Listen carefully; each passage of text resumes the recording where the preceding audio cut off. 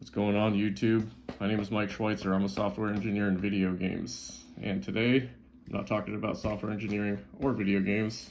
I have yet another AirTag video.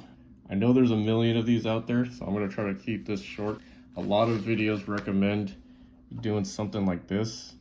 You hold the AirTag between your two index fingers and then you use your thumbs to wiggle it around. I found that to be super inconsistent. What I found to be a lot more consistent than doing that is a technique from one of my previous videos, nitrile dipped glove. You could also use a dishwashing glove, anything with a lot of grip.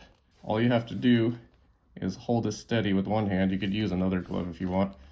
But the important thing is that you sort of like put your thumb against the side of your index finger here, and then you kind of use it like a screw top, like this.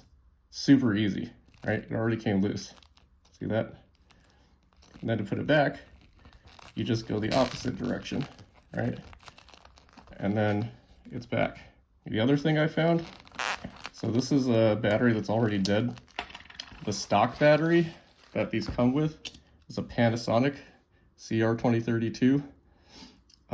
I tried replacing this with a Duracell CR2032 because they're cheaper, but the problem is, this is a newer Panasonic, there's a bunch of texture on the back of these Duracell batteries that ends up interfering with the contact on the AirTag compared to the Panasonic one.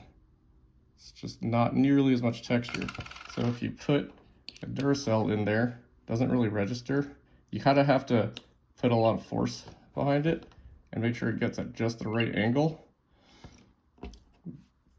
And the problem is that if you put this back on, it actually has an inconsistent contact. I was wondering why my AirTags weren't working, and it turned out it was because I was using these batteries. So if you use the ones that just get a replacement, an exact replacement for the one that it comes with stock, Panasonic version, less grooves.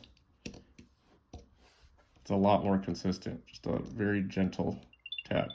From there, you just put the top back on, okay, like that.